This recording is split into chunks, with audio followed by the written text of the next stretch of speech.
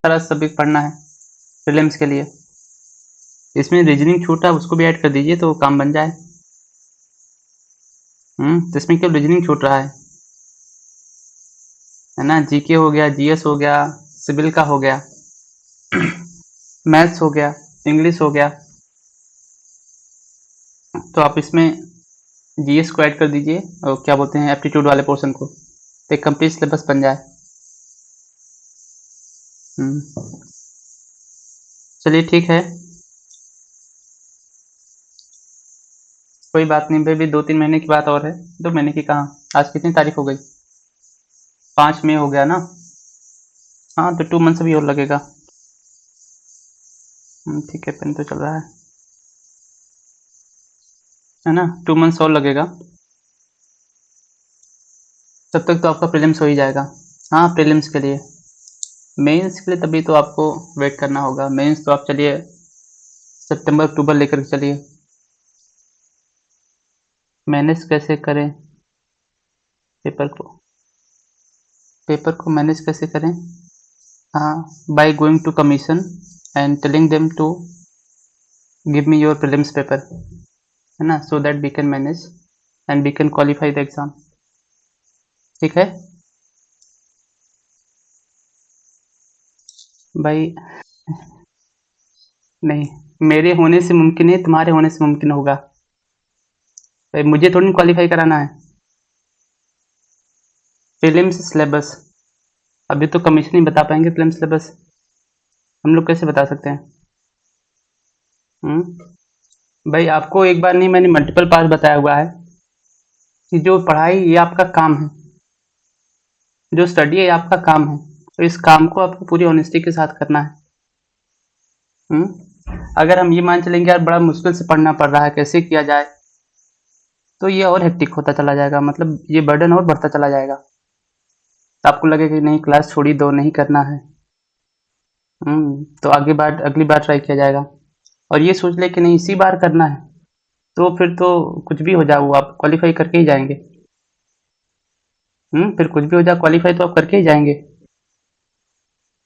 ठीक है, तो ये बिल्कुल सोच के नहीं चलना है कि यार बड़ा मुश्किल हो रहा है, इतना सब्जेक्ट होकर कैसे मैनेज किया जाए। तो आप प्रिपेयर भी तो उसी के लिए कर रहे हैं, है ना, कि बड़े अमाउंट में सैलरी मिले, 5 डिजिट 6 डिजिट में। तो उसके लिए इतना मेहनत तो बहुत कम है। इतना तो बहुत कम है। तो अगर आपके स्टेट के हिसाब से देखा जाए, तो जो सैलरी है आपके स्टेट का और जो सैलरी है अदर स्टेट का, वाटर सप्लाई में 2 टॉपिक्स एक्स्ट्रा एडेड हैं, एयर पॉल्यूशन और म्युनिसिपल। हाँ हेडेक तो है, लेकिन हेडेक तो लेना ही पड़ेगा। अरे ये सिलेबस उनका न्यूज़ 5 वालों का है, कमीशन का नहीं है। उन्होंने ये सिलेबस बताया हुआ है, अभी कमीशन सिलेबस को नहीं वेरीफाई करा हुआ है कि सिलेबस क्या होगा, है ना। ये न्यूज़ 5 वालों ने बताया हुआ है। देखो ये पंप को एक्सक्लूड कर रहे हैं। हाँ पंप को निकाल दीजिए, आप खुद से पानी लेकर के आइएगा। सोर्स से हम खुद से वाटर को लेकर के आएंगे। ठीक है, सोर्स से बकेट उठाएंगे और बकेट से लेकर के जाएंगे।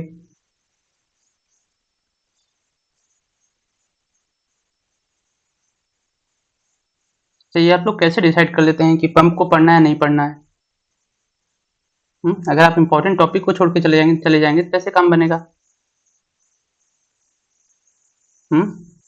आप पंप को करें, पंप को छोड़ देना है, पंप को पढ़ना है ना। ग्रुप में ये इसी क्वेश्चन को कई बार लोगों ने पूछा होगा कि पंप को पढ़ना है या नहीं पढ़ना।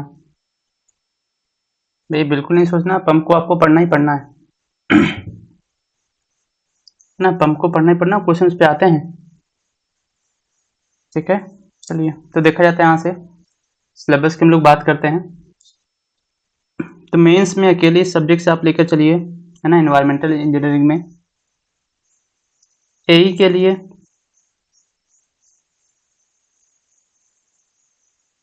विकी, आज से तुमने पहली बार क्लास को ज्वाइन करा यार। आज तुमने पहली बार क्लास को ज्वाइन करा, पहले दिन बता दिया गेट का सिलेबस है। ये होती है बात, पढ़ने वाले लोग ऐसे होते हैं, एक ही नज़र देखते हैं फिर सीधे बोल देते हैं गेट का सिलेबस है।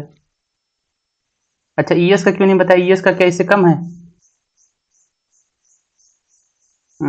ईएस का क्यों नहीं बताया, ईएस का क्या सिलेबस कम है?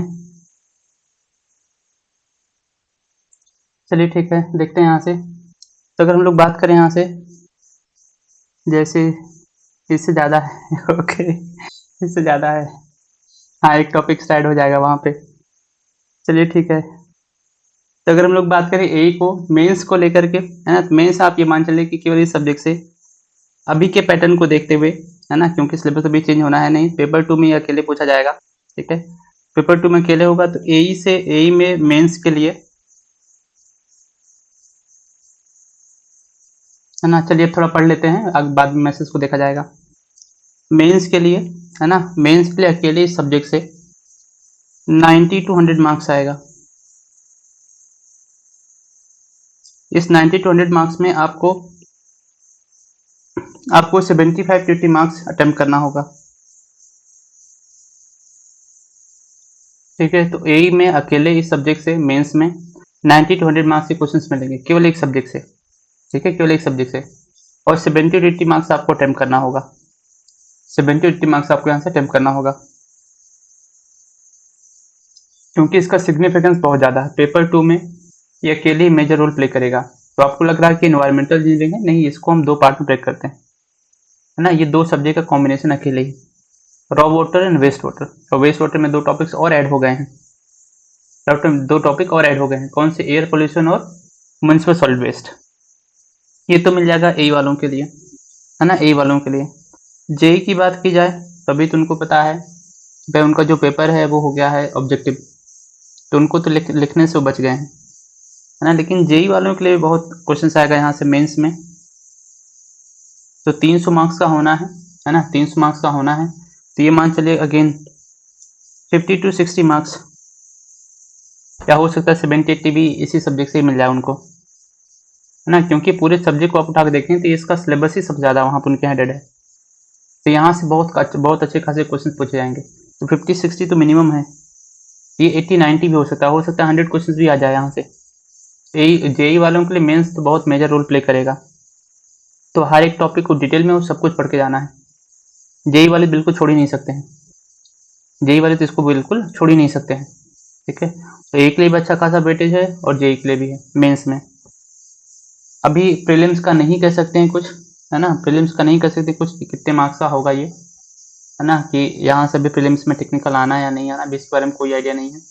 लेकिन हाँ, अगर पेपर आएगा टेक्निकल आता है प्रीलिम्स में, ठीक है, तो ये मान चलिए कि इस सब्जेक्ट से, है ना, तो आप ये मान चलिए कि इस सब्जेक्ट से आपको जो मिलेगा, है ना, आपको जो मिलेगा यहाँ पे, अगर केवल टेक्निकल का बनता है तो फिर से आप यहाँ से ऐड करिए 15 टू 20 मार्क्स, 15 से 20 नंबर का क्वेश्चन आपको मिलेगा आउट ऑफ 100। अगर केवल टेक्निकल ही आता है प्रीलिम्स में, है ना, केवल टेक्निकल ही आता है, तो 15 से 20 नंबर का क्वेश्चन आपको मिलेगा इस सब्जेक्ट से, और सब एक साथ आ गए तो आप इसकी मान चलिए 5 टू 6 मार्क्स क्वेश्चन आपको मिलेगा। अगर नॉन टेक और टेक्निकल दोनों एक साथ है तो आपको 5 से नंबर क्वेश्चन मिल जाएगा, ठीक है, मार्क्स डिस्ट्रीब्यूशन आपको मिल जाएगा।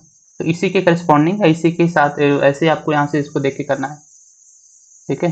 तो अगर आप देखें यहाँ से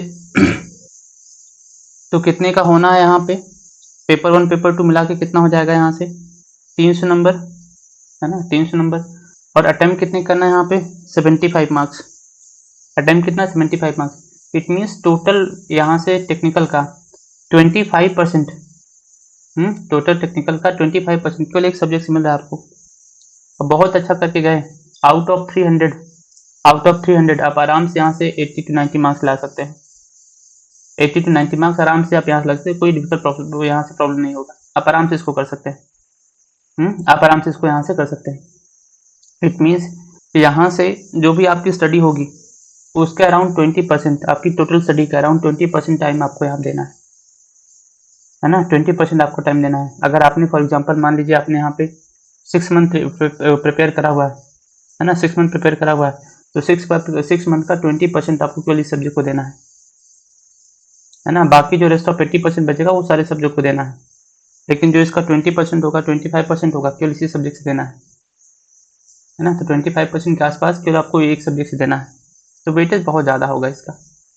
तो इसी के साथ, तो इसी को ध्यान में रखते हुए आपको यहाँ से इसको पढ़ना भी है, है ना। ऐसा नहीं कि एनवायरनमेंट आता है तो बस छोड़ दिया। क्वेश्चंस के स्टैंडर्ड होंगे, उनका लेवल होगा और किस टाइप के क्वेश्चन पूछे जाएंगे उसके लिए आपको बता रखा है। आप ईएस के प्रीवियस ईयर देखिए, वहीं से क्वेश्चन आपको मिल रहा होगा, है ना, वहीं से क्वेश्चन मिल रहा होगा। ये तो आपको मिल जाएगा मार्क डिस्ट्रीब्यूशन, ठीक है। तो ऐसा नहीं कि इस सब्जेक्ट को छोड़ के भाग लेना है, इसको भी ध्यान देना है। कई सारे लोगों का कंसर्न है कि, हाँ इसमें से कुछ लोग होंगे भी, कई सारे लोग कंसर्न है कि केवल उनका एक फोकस एक सब्जेक्ट को लेकर के है ना, उनका फोकस केवल एक सब्जेक्ट को लेकर है, वो है स्ट्रक्चर एनालिसिस, है ना। उनको लग रहा है पूरे टेक्निकल में 300 नंबर में, है ना, पूरे 300 में, है ना, पूरे 300 में केवल स्ट्रक्चर ही आएगा बस, और कोई सब्जेक्ट नहीं आएगा, है ना। उनकी लाइफ का मुझे लगता है यही गोल हो गया है कि अगर स्ट्रक्चर पढ़ डाला तो यही सिलेक्शन हो गया, स्ट्रक्चर नहीं पढ़ा तो यही सिलेक्शन नहीं होगा। तो आपको हर एक सब्जेक्ट का इक्वल वेटेज देना है, ऐसा नहीं कि एक को ज़्यादा पढ़ लिया दूसरे को पढ़ाई नहीं। तो आपको सारे सब्जेक्ट में पास होना, केवल एक सब्जेक्ट में पास नहीं कर होना है, पहली चीज़। नेक्स्ट, पूरे आपको 3 घंटे में आपको सारे सब्जेक्ट को पढ़ना है, मतलब सारे सब्जेक्ट क्वेश्चन करके आना है, केवल एक सब्जेक्ट का करके नहीं आना है। तो आपको स्टडी भी अपने इसी अकॉर्डिंग ही प्लान करना है ना। आपको वहाँ पे सिलेक्शन लेने जाना है, केवल एक सब्जेक्ट के क्वेश्चन सॉल्व करने नहीं जाना है, ठीक है। तो आपको किसी भी सब्जेक्ट आप नेग्लेक्ट नहीं कर सकते कि इसको चलो छोड़ देते हैं।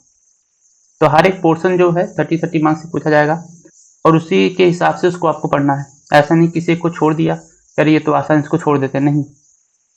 हर एक सब्जेक्ट को आपको इक्वल वेटेज देना होगा, तभी आपका अच्छे से यहाँ से रैंक आएगा, है ना। तभी आप यहाँ पे रैंक के लिए आप यहाँ पे काम कर सकते हैं, है ना। तो इस बात का सबको ख्याल रखना है। ऐसा नहीं होगा कि एक सब्जेक्ट को ज़्यादा पढ़ लिया, एक सब्जेक्ट को छोड़ दिया। हर एक टॉपिक से हर एक सब्जेक्ट से क्वेश्चन पूछा जाएगा, ठीक है। तो इस चीज़ का भी आपको ख्याल रखना है, इस चीज़ का भी आपको यहाँ पे ख्याल रखना है, ठीक है। अभी ये तो सिलेबस है, हो सकता है इसमें कुछ स्पेलिंग एरर्स हो जाए, है ना, हो सकता है यहाँ पे कुछ स्पेलिंग एरर हो जाए, ठीक है। तो क्योंकि ये कमीशन का है तो पॉसिबिलिटीज़ है ना। चलिए अब हम लोग देते हैं इसका डिटेल सिलेबस। पहला चैप्टर यहाँ से वोटर डिमांड, पहला चैप्टर यहाँ से वोटर डिमांड, ठीक है। पहला चैप्टर यहाँ वोटर डिमांड। अब ये चैप्टर ज़्यादा इंपॉर्टेंट है ऑब्जेक्टिव के लिए, ऑब्जेक्टिव के यहाँ से क्वेश्चन पूछे जाने के चांसेस बहुत ज़्यादा है वोटर डिमांड से, ठीक है। सब्जेक्टिव के क्वेश्चन होंगे लेकिन कम होंगे, ठीक है। तो ऐसा नहीं कि सब्जेक्टिव नहीं आ सकता, सब्जेक्ट में आ सकता है, बस इस सब्जेक्ट से जो ज़्यादा चांसेस होते हैं क्वेश्चन पूछे जाने के, ठीक है, वो किसके यहाँ पे हैं, ऑब्जेक्टिव। तो वोटर डिमांड स्पेशली जो जेई वाले देख रहे हैं, जो लोग जेई के एग्जाम देंगे उनके लिए बहुत इंपॉर्टेंट है ये, उनके लिए बहुत इंपॉर्टेंट है ये, ठीक है। ईएस में, गेट में, गेट का कर रहा हूँ, ईएस में हो गया, एसएससी जेई में होगा, प्रीवियस में बहुत क्वेश्चन से पूछा हुआ है, आगे भी देखा भी जाएगा वर्कबुक के क्वेश्चन को, है ना, आगे देखा भी जाएगा। तो यार इसको आपको बहुत अच्छे से पढ़ना है। तो वोटर डिमांड हो जाएगा पहला चैप्टर। अब इसमें क्या पढ़ना है, various types of demand, various types of demand. Next, demand में जो वेरिएशंस होते हैं, variation demand and effect on the design component, effect on the design component, जब डिजाइन करेंगे तो हर एक के ऊपर इसका इफेक्ट क्या होगा। इस बार जो एपीपीएससी का भी मेंस का एग्जाम हुआ, है ना, जो मेंस का एग्जाम हुआ, इस टॉपिक पे 10 मार्क्स से क्वेश्चन पूछा हुआ था, 10 नंबर क्वेश्चन के लिए इसी टॉपिक से पूछ लिया, 10 नंबर का, है ना, थियरी के साथ एडिट था, ठीक है। एक क्वेश्चन यहीं से पूछ लिया आपसे, तो बहुत ही सिग्निफिकेंट है आपके लिए। हाँ देखो 10 नंबर क्वेश्चन और देखोगे तो सिर्फ मल्टीप्लाई कर नंबर से, 1 से मल्टीप्लाई कर दो, 2 से मल्टीप्लाई कर दिए, 3 से मल्टीप्लाई कर दो, यही होगा, है ना। अभी आगे एग्जैक्टली हम लोग देखेंगे, है ना, कि कितना लेके चलते हैं फ्लक्चुएशन वगैरह, उन सबको देखा जाएगा, ठीक है। बट यहाँ से भी क्वेश्चन इस बार पूछ लिया था, है ना, तो सिग्निफिकेंस है, सिग्निफिकेंस है, ठीक है। अब आगे बढ़ते हैं, नेक्स्ट टॉपिक मिलेगा यहाँ से, design period of water supply units and coincident draft.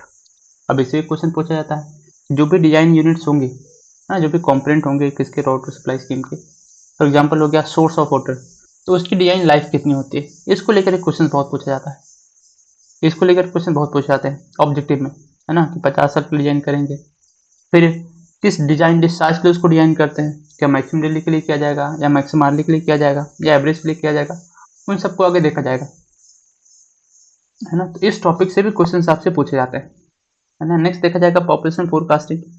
अब ये हो जाएगा यहाँ पे सब्जेक्टिव के लिए, ऐसा नहीं कि ऑब्जेक्टिव नहीं बनते, तो ऑब्जेक्टिव क्वेश्चन बनते हैं, बट यहाँ पे सब्जेक्टिव के पूछे जाने के चांसेस ज़्यादा है। अब इसमें से किसको आपको ज़्यादा फोकस करना है, arithmetic increase method, geometric increase method, incremental increase method and logistic curve. इन 4 को ज़्यादा फोकस करना है, specially first, second and third. इस पे न्यूमेरिकल आने के फुल चांसेस हैं। एक 15 नंबर का न्यूमेरिकल या 10 नंबर का न्यूमेरिकल आराम से आ जाएगा। एक ही क्वेश्चन देगा, बोलेगा कि सेम क्वेश्चन को इन तीनों मेथड से सॉल्व करिए, है ना। ऐसा भी हो सकता है 2019 में ईएस में 12 नंबर का क्वेश्चन के लिए मेथड पे आ गया, लॉजिस्टिक करके, जबकि अभी तक कभी नहीं पूछा हुआ था, क्योंकि इसमें फॉर्मूलेज बहुत सारे हो जाते हैं, लेकिन उसको भी लेकर क्वेश्चन पूछना स्टार्ट हो गया है। अभी रिसेंट एकदम नया नया है 2019, है ना। तो ज़्यादा जो क्वेश्चन रिपीट किए जाते हैं वैसे 10 से 12 साल के जो प्रीवियस होते हैं उन्हीं से क्वेश्चन रिपीट कर दिए जाते हैं। तो अगर आपके एग्जाम में दिमाग लगाया तो हो सकता है वही सेम क्वेश्चन कॉपी पेस्ट मार दे, है ना। तो क्योंकि मार्क्स बढ़ गया इस सब्जेक्ट का, तो अच्छा खासा वेटेज होगा और हर एक चीज़ को डिटेल में पूछा जा रहा होगा। ये तो मिल जाएगा आपको यहाँ से चैप्टर 1, ये तो मिलेगा आपको चैप्टर 1। अब आगे बढ़ते हैं। नेक्स्ट मिलेगा chapter 2 source of water. Next मिलेगा आपको chapter 2 source of water. Again बहुत इंपॉर्टेंट आपके लिए, ऑब्जेक्टिव क्वेश्चन पूछे जा सकते हैं यहाँ पे, सब्जेक्टिव बनेगा और इंटरव्यू के क्वेश्चन होंगे, है ना।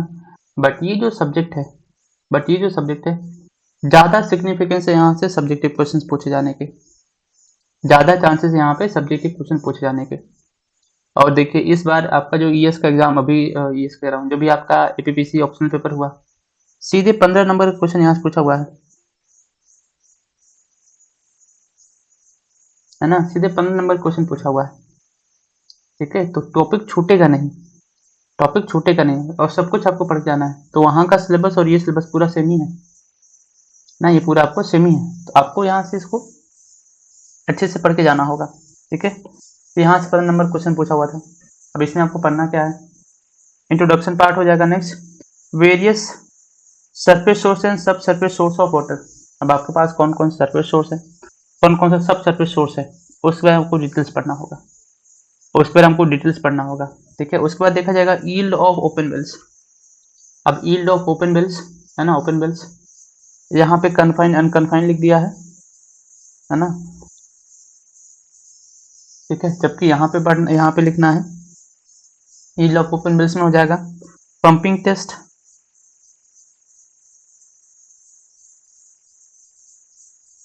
ठीक है, और यहाँ से हो जाएगा रिक्यूपरेशन टेस्ट। ये दोनों करना है। और आपके एग्जाम में 2018 में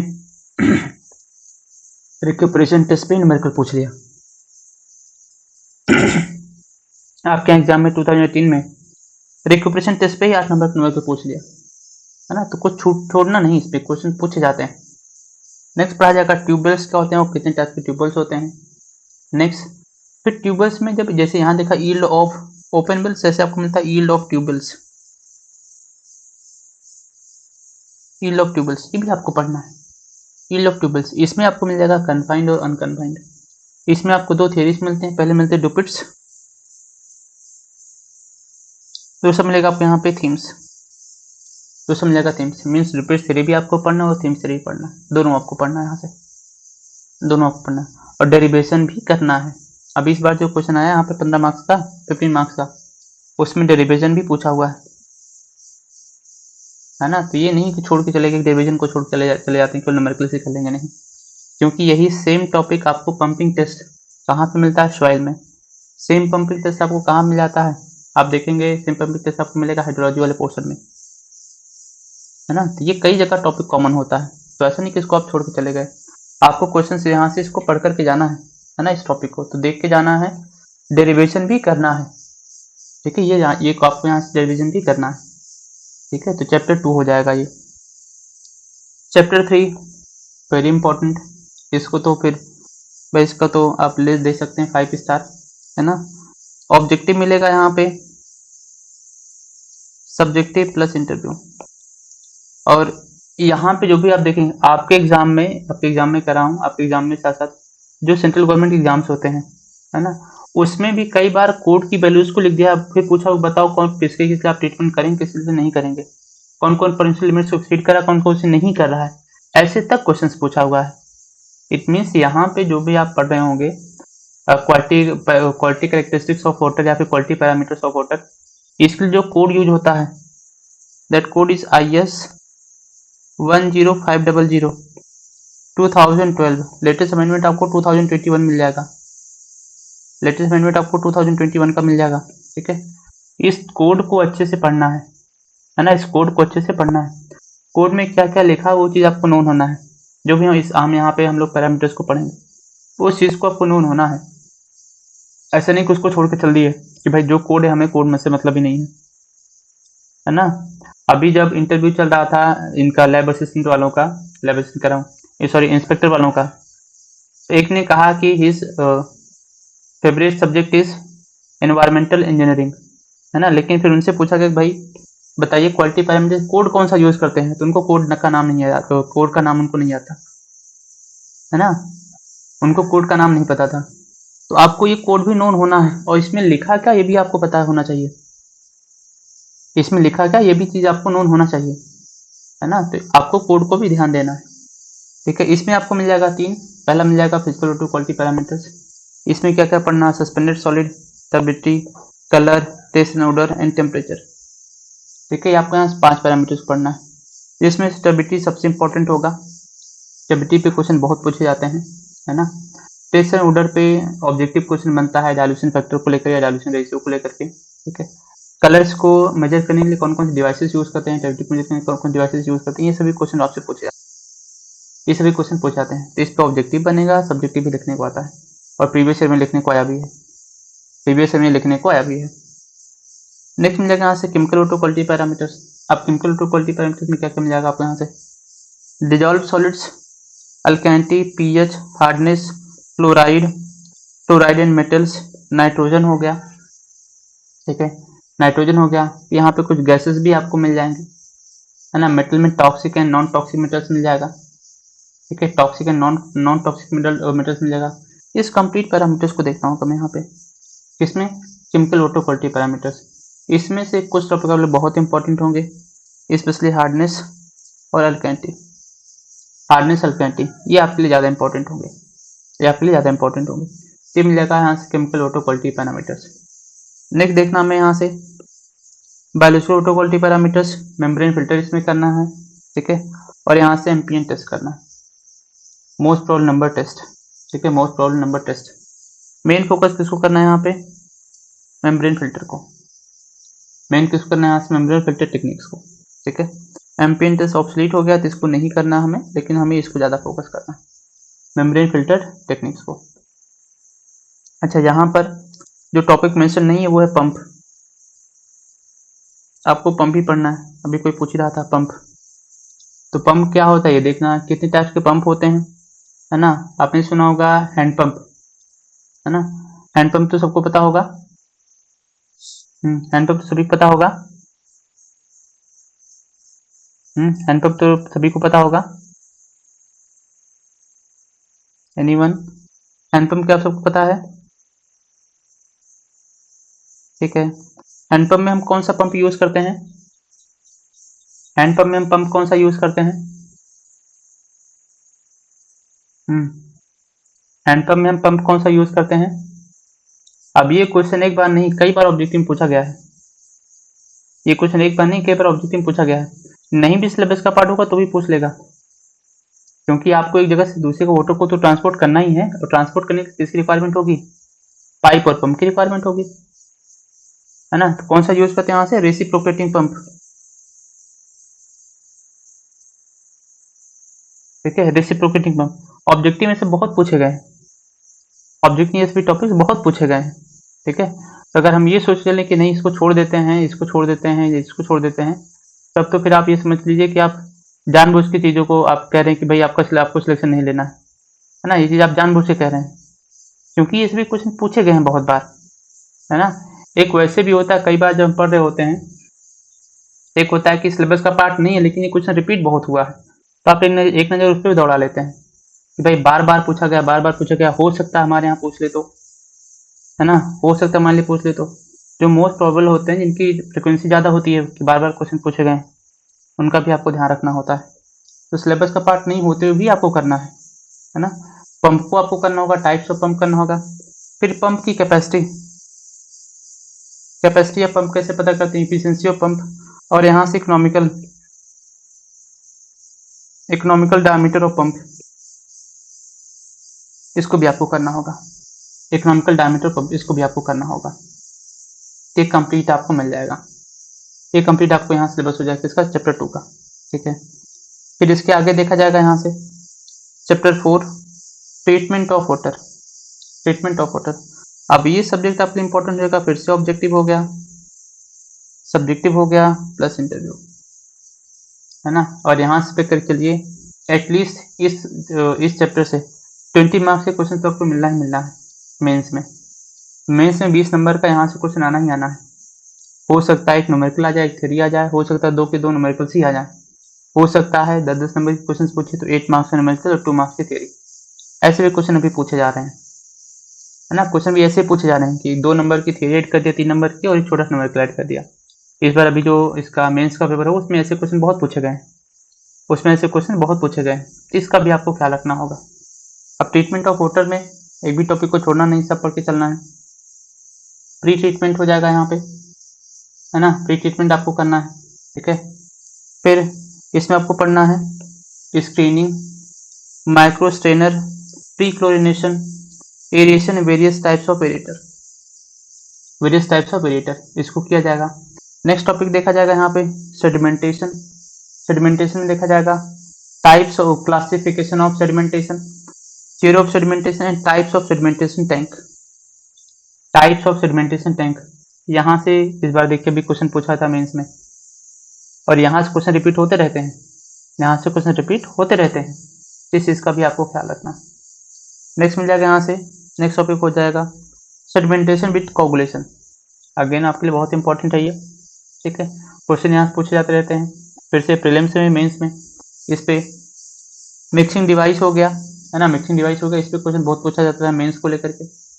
turbidity and alkalinity relationship, high turbidity high alkalinity के जो शिप कोगुलेशन होता है उस पर क्वेश्चन बहुत पूछा जाता है। तो ये सभी टॉपिक्स हैं जो आपसे क्वेश्चन पूछे जाते रहते हैं, तो इनको छोड़ के नहीं जा सकते हैं, इनको हम छोड़ के नहीं जा सकते हैं। वेरियस टाइप्स ऑफ कोगुलेंट, आप प्रीवियस ईयर्स को उठा के, आप अपने स्टेट का ही का उठा के देखोगे, बहुत बार क्वेश्चन पूछा है, तो इसको भी आपको करके जाना है। नेक्स्ट फिल्ट्रेशन में मिल जाएगा, है ना, फिल्ट्रेशन में आपको मिल जाएगा, थ्योरी ऑफ फिल्ट्रेशन में करना है, slow and rapid and filter दोनों की कंप्लीट डिजाइनिंग करनी है। अब यहाँ पे एक टॉपिक है अंडर ड्रेनेज सिस्टम। अब अंडर ड्रेनेज सिस्टम आपके लिए नहीं होगा, है ना, अंडर ड्रेनेज सिस्टम आपको नहीं करने से भी होगा, बस slow and filter, rapid and filters, complete theory, numericals, ये सब आपको करना है, ये कंप्लीट आपको यहाँ पे करना है। Next operational troubles in rapid and gravity filters, objective में कौन कौन सी प्रॉब्लम होती है भी इस पर क्वेश्चन बहुत पूछा गया है। नेक्स्ट मिल जाएगा प्रेशर फिल्टर्स, इसको भी हमें करना है, इस पे थ्योरी आने के चांसेस हैं कि कितने टाइप के प्रेशर फिल्टर्स होते हैं on the base of their flow direction, horizontal हो गया, वर्टिकल हो गया, ये सभी क्वेश्चन आपसे यहाँ से पूछ ले जाते हैं। फिर मोस्ट इंपॉर्टेंट डिसइंफेक्शन, डिसइंफेक्शन में आपको दो मिल जाएगा, माइनर मेथड और major method. Ozone, fluorine, bromide, lime, potassium permanganate, इन सबको देख लिया जाएगा, है ना, पोटेशियम परमैंगनेट जिसको आप बेसिकली बोल देते हैं यहाँ पे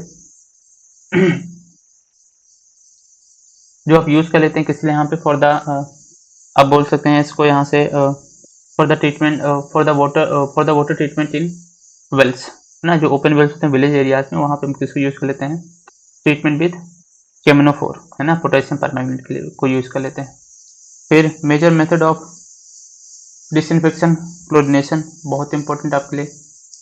नेक्स्ट मिल जाएगा यहाँ से टाइप्स ऑफ क्लोरिनेशन, कितने टाइप का क्लोरिनेशन होता है, इसके टेस्ट कौन कौन से हैं, है ना, फिर रेजिडुअल क्लोरीन क्या था, उन सबको यहाँ डिटेल में देखना होगा, इन सबके यहाँ पे हमें डिटेल में देखना होगा। तो डिसइंफेक्शन बहुत इंपॉर्टेंट हो जाएगा। नेक्स्ट मिलेगा सॉफ्टनिंग, अब सॉफ्टनिंग में क्वेश्चन पूछा जाता है, सॉफ्टनिंग में खास कर क्वेश्चन पूछा जाता है ऐसे कौन कौन हमारे पास सॉफ्टनिंग यहाँ से मेथड है ना, सॉफ्टनिंग करने प्रोसेस है जिसमें हमें हार्डनेस 0 मिलता है, जिसमें हार्डनेस क्या मिलता है, 0 मिलता है। ये क्वेश्चन बहुत पूछा जाता है आपसे, है ना, ये क्वेश्चन आपसे बहुत पूछा ऑब्जेक्टिव में, तो इसका भी आपको ध्यान रखना होगा। ये मिल जाएगा यहाँ स्टेटमेंट ऑफ वाटर, ठीक है। नेक्स्ट टॉपिक हमें करना होगा डिस्ट्रीब्यूशन सिस्टम, डिस्ट्रीब्यूशन सिस्टम, ठीक है। अब यहाँ पे ज़्यादा क्वेश्चन, ज़्यादा चांसेस किसके यहाँ पे, थ्योरेटिकल क्वेश्चन पूछे जाने के, सब्जेक्टिव में थ्योरेटिकल क्वेश्चन प्लस ऑब्जेक्टिव भी बन सकते हैं यहाँ से एक पॉइंट को लेकर के। तो इसमें मिल जाएगा टाइप्स ऑफ पाइप्स, कितने टाइप की पाइप्स हैं जिसको तुम क्या करते हैं वाटर को सप्लाई कर सकते हैं, चाहे वो पंपिंग मेन हो गया, चाहे डिस्ट्रीब्यूशन मेन हो गया, है ना, चाहे डिस्ट्रीब्यूशन मेन हो गया। ठीक है, तो कौन कौन सी पाइप्स हमारे पास अवेलेबल जिनको तुम वाटर को सप्लाई कर सकते हैं एक इंस्टीट्यूशन तक। नेक्स्ट, अब यहाँ से पाइप्स को ले जा रहे हैं, पैसे नहीं हमें एक ही स्ट्रेट पाइप मिल जाएगी, नहीं, पाइप को ज्वाइन भी करना होगा। तो किसकी रिक्वायरमेंट होगी यहाँ से, वॉल्व्स की रिक्वायरमेंट होगी। फिर वाटर के फ्लो को कंट्रोल करना है तो भी किसकी रिक्वायरमेंट होगी यहाँ से, रेगुलेटरी रिक्वायरमेंट होगी, जिसको हम लोग यहाँ से फिर पाइप्स को बिछाना भी तो है ना। कैसे हम लोग यहाँ से पाइप को लेट डाउन करें कि जो हेड लॉस है वो कम है, जो लॉसेस है वो कम मिले और डिस्चार्ज आपको ज़्यादा मिल जाए, तो इसका भी सिस्टम देखा जाएगा। तो distribution of layout of distribution network, इन सबको किया जाएगा किसमें, यहाँ से distribution of system. Last year I think RWD जब आप जेई का पेपर देखें यहाँ से 2 मार्क्स का थ्योरी पूछा हुआ था, 2 मार्क्स यहाँ पे थ्योरी पूछा हुआ था, ये सारे क्वेश्चन पूछे जाते हैं। ये कंप्लीट मिल जाएगा यहाँ से अप टू चैप्टर 5 आपको मिल जाता है यहाँ से raw water engineering, raw water engineering ये आपको कंप्लीट यहाँ से मिल जाता है। ठीक है, अब इसके बाद स्टार्ट होता है वेस्ट वाटर। अब वेस्ट वाटर का पहला चैप्टर करना होगा यहाँ से, पहला चैप्टर मिल जाएगा यहाँ से quality and characteristics of waste water. तो देखा जाएगा यहाँ से है ना, देखा जाएगा यहाँ से कौन कौन सी क्वालिटीज हैं, है ना, कौन कौन सी क्वालिटीज हैं।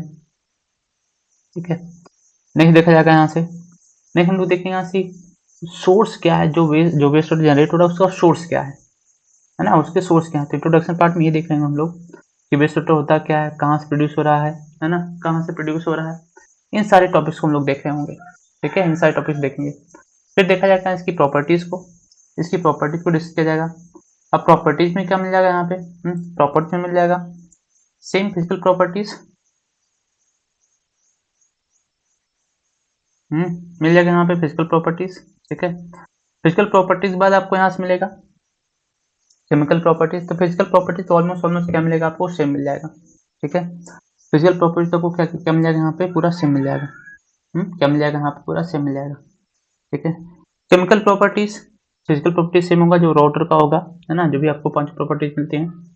ठीक है, बस एक प्रॉपर्टी को छोड़ करके, एक प्रॉपर्टी को छोड़ करके आगे देखा जाएगा वो, है ना, आगे उसको देखा जाएगा। और ये भी ये आधी परसेंट आप बोल सकते हैं कि 50% ऐसे लोग हैं उस प्रॉपर्टी को भी ऐड कर लेंगे, उस प्रॉपर्टी को उसमें ऐड कर लेते हैं। ठीक है, नेक्स्ट देखा जाएगा यहाँ से केमिकल प्रॉपर्टीज, COD हो गया, THOD, TOC, BOD हो गया, डिजॉल्व ऑक्सीजन हो गया, population equivalent and relative stability. Relative stability को तो आप नहीं भी करेंगे तो भी चल जाएगा, बट ये इनको कंप्लीट करना बहुत जरूरी है। ठीक है, इनको कंप्लीट करना आपके लिए बहुत जरूरी है, स्पेशली BOD। BOD को पता करने, अभी रिसेंट न्यूज में था, BOD को पता करने कोड कौन सा यूज करते हैं, BOD को पता करने के लिए हम कोड कौन सा यूज करते हैं, एनीवन, BOD को पता करने कोड कौन सा यूज करते हैं। ठीक है, BOD कितने दिन का पता करते हैं, 5 डेज या 7 डेज, BOD 5 डेज या फिर 7 डेज। बस यही सुनना था। जितने हैं 5 दिन वाले इनको कुछ भी नहीं पता है, बस एकदम से लगे हुए हैं। Yes, very good, very nice जिनी। अब चेंज हो गया है, कितने दिन का हो गया अब, 3 डेज। अब BOD 3 दिन की पता की जाती है। चलिए ठीक है, अब आगे देखा जाता है टेम्परेचर कितना होता है, टेम्परेचर कितना होता है, 25, 20 या फिर 30।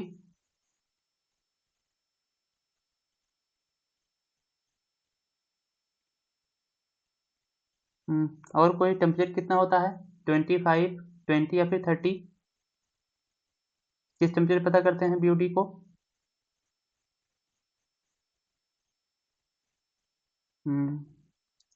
बिल्कुल अपडेट नहीं है, 27 कर दिया गया अब। तब BOD 5 20 को भूल जाइए, जहाँ पे भी लिखा उसको डिलीट कर दीजिए। अब उसको BOD 3 at the rate of 27 degree Celsius. अब जो भी पता करना है, BOD 3 at the rate of 27 degree Celsius पता करना है आपको। है ना। ब्रिटेन वाला भूल जाना है, अब अंग्रेजों का छोड़ देना है। वो 5 दिन का बना के रखे थे और 20 डिग्री सेल्सियस पे, है ना। 5 दिन बना के रखा था उन लोगों ने, तब उसको भूल जाना है। अब किसको ध्यान रखना है यहाँ से, BUD3 @ 27 डिग्री सेल्सियस। ये रिसेंट अपडेट हुआ है, रिसेंट क्या 2 साल होने वाला है ना, 2 ईयर्स होने वाला है। तो जब देखते हैं कोड IS3025, इसका पार्ट नंबर 44, तब BUD चेंज हो गया, ध्यान रखिएगा सब कोई, है ना। तो सब कोई ध्यान रखिएगा भाई, जो जो चेंजेस हो रहे हैं। मैं क्यों कहता हूँ तो कोड को ज़्यादा पढ़ो, मैं क्यों कहता हूँ कोड को ज़्यादा पढ़िए, रीज़न यही है कि जो भी नई चीज़ें होंगी आपको पता रहेगा, और किस कोड में लिखा है ये भी आपको नहीं रहेगा। अगर मैं ये बोल दूँ नहीं, कोड को नहीं देखने से होगा, तो कैसे पता होगा क्या लिखा है क्या नहीं लिखा हुआ है, कैसे पता चलेगा। और क्या चेंजेस हुआ वो भी नहीं याद रहेगा। अभी तो देखिए रिसेंट चेंजेस था, और अभी इंस्पेक्टर का जब एग्जाम हुआ तो BOD को लिखने को भी आया। मोस्ट एक्सपेक्टेड है कि सारे लोग तो BOD 5 ही लिख करके आए होंगे, और सबका मार्क्स कट गया होगा वहाँ पे, है ना। अगर जो कॉपी चेकर उसको पता है, तो अगर उसको पता होगा तो सबके मार्क्स काट दिया होगा। जिसको पता होगा, BOD चेंज हो गया है, तो क्या क्या होगा, BOD 3 days लिखा होगा। तो इन सारे टॉपिक्स को पढ़ने का, कोड को देखने का आपको एडवांटेज होता है। आप जाकर कोड तो कर सकते हैं कि हाँ भाई ये डेटा चेंज हो गया है, तो इंटरव्यू जो ले रहा होगा उसको तो नोन होगा कि हाँ चेंज हो गया, वो जानबूझ के पूछेगा बताओ अब BOD कितने पता करते हैं, तो आपको कई इन्फॉर्मेशन देना होगा।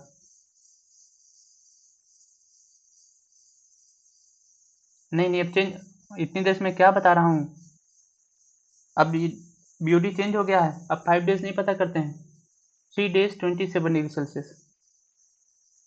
पहले 5 था, वो चेंज हो गया है। आप बुक उठा के देखो, अभी जो न्यू बुक्स आएंगी, मतलब जो भी 2024 में एडिट होंगी बुक्स, 2024 में जो नया एडिशन होगा उन सब में BOD 3 25 27 लिख करके आएगा। 5 और 34 लिख करके नहीं आएगा, 5 और 20 लिख करके नहीं आएगा, ठीक है ना। अभी जो लिख करके आएगा वो BOD 3 @ 27 डिग्री सेल्सियस लिख करके आएगा। ये अपने यहाँ का है, ठीक है। वैसे हम लोग क्लास को करेंगे तो मैं इस कोड को भी आपको दिखा दूंगा, है ना। ओके, ठीक है। तो आपको यहाँ से इस टॉपिक को देखना, BOD बहुत इंपॉर्टेंट होगा। हाँ हाँ, सब चेंज हो जाएगा भाई, अब जहाँ पे भी है, अब सभी जगह आपको BOD 3 27 ही लेकर चलना है ना। अभी जो क्वेश्चंस न्यू वाले आएंगे उसमें BOD 3 आपको पता करना होगा, ठीक है। उसके बाद देखा जाएगा यहाँ से बायोकेमिकल रिएक्शन। अब बायोकेमिकल रिएक्शन में क्या मिलेगा आपको यहाँ से, एरोबिक रिएक्शन, एनारोबिक हो जाएगा, नाइट्रोजन साइकिल्स देखा जाएगा, कार्बन साइकिल और सल्फर साइकिल्स, इसको देखा जाएगा यहाँ से। ये आपको मिल जाएगा यहाँ से कैरेक्टरिस्टिक्स ऑफ वेस्ट वाटर। अब आगे पढ़ा जाएगा नेक्स्ट। अब इसको क्या करना है यहाँ से, सीवेज इफ्लेंट, अच्छा डिस्पोजल ऑफ सीवेज इफ्लेंट यहाँ से स्किप हो गया। सीवरेज सिस्टम, यहाँ पे एक टॉपिक आपको और करना होगा, डिस्पोजल ऑफ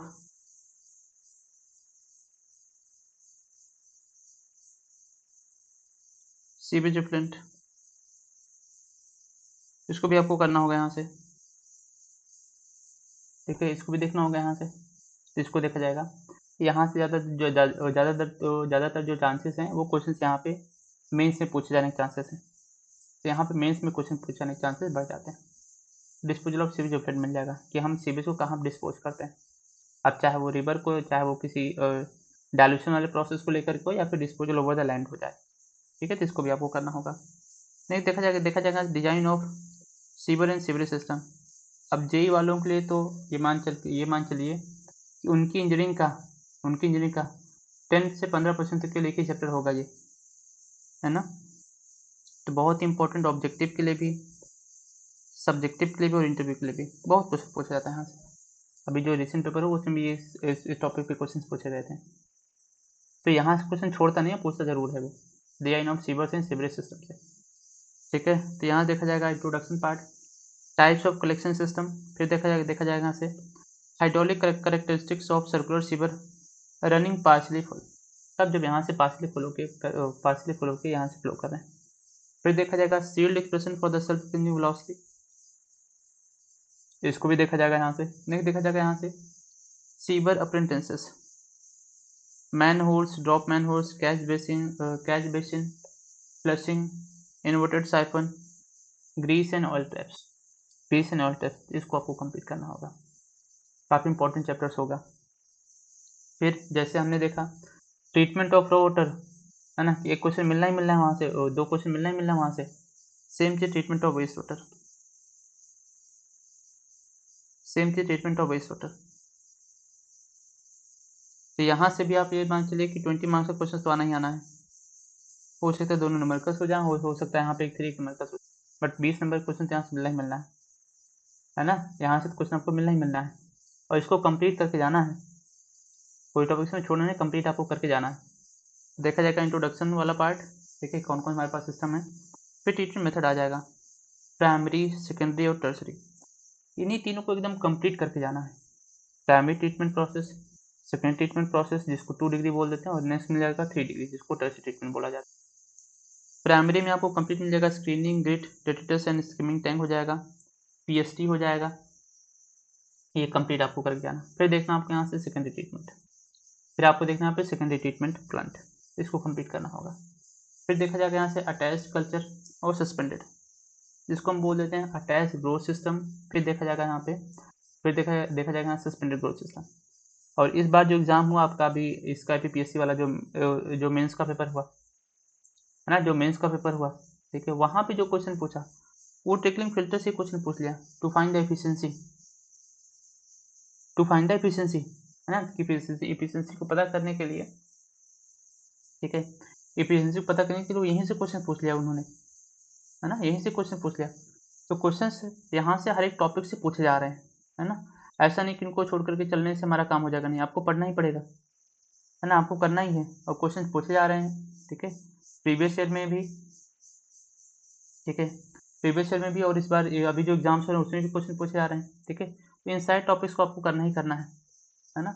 एक टर्म्स यहाँ पे इस बार यूज हुआ था, वो था एनआरसी, है ना, एनआरसी क्वेश्चन, ठीक है, तो सब कुछ सेम रहा, जैसे इकेनफील्डर्स का हो गया, इसको यूज करते हैं, पेपर फॉर्मूला है, सेम से आपको यहाँ से एनआरसी क्वेश्चन मिल जाता है, जिसको हम क्या बोलते हैं, इसको बोलते हैं national research council of USA, है ना, तो उन्होंने सब कुछ, मतलब फॉर्मूला तो सबको पता है क्योंकि उस पर क्वेश्चन सॉल्व करा हुआ है, बट उसका नाम नहीं पता था कई सारे लोगों को, कि हाँ कि इस फॉर्मूले का ये नाम है, लेकिन कई सारे लोग थे ऐसे जो उसी फॉर्मूले को यूज़ करके आए थे, भले ही नाम नहीं पता था, है ना, भले नाम को नहीं पता, लेकिन सेम क्वेश्चन को, सेम फॉर्मूले को यूज़ करके आए थे, तो क्वेश्चन पूछा जाता है यहाँ से, है ना, इस बार आया भी था, ठीक है, क्वेश्चन यहाँ से इस बार आया भी था। कितने मार्क्स का था ये, 15 नंबर का क्वेश्चन था ये, 15 मार्क्स, ट्रिकलिंग फिल्टर से एफिशिएंसी को पता करने का। तो क्वेश्चंस पूछे जाते हैं, आप कुछ भी टॉपिक को छोड़ करके नहीं जा सकते। ट्रिकलिंग फिल्टर हो जाएगा, ऑपरेशन स्टेबिलिटी और operation trouble of the standard trickling filters, high rate trickling filter, efficiency of standard rate and high rate trickling filter, Eckenfelder's equation and rotating biological contractor, जिसको आप बोलते हैं आरबीसी, ये आपको यहाँ से मिल जाएगा। फिर देखा जाएगा यहाँ से एएसपी एक्टिवेटेड स्लज प्रोसेस, फिर डिजाइन कंस्ट्रक्शन किया जाएगा, बहुत इंपॉर्टेंट टॉपिक एएसपी, है ना। Next modification of conventional system, फिर design parameters of different ASP, design parameters objective बहुत पूछे जा रहे होते हैं, ऑक्सीडेशन डिचेस और एक्सटेंडेड एरिएशन लैगून्स आपको पढ़ना। फिर आपको पढ़ना है यहाँ पे सेकेंडरी सेडिमेंटेशन टैंक, फिर आपको पढ़ना है सेकेंडरी सेडिमेंटेशन टैंक, इसमें मिल जाएगा। फिर आपको पढ़ना होगा स्टेबलाइजेशन, लैगून्स, सेप्टिक टैंक, इन सबको करना होगा।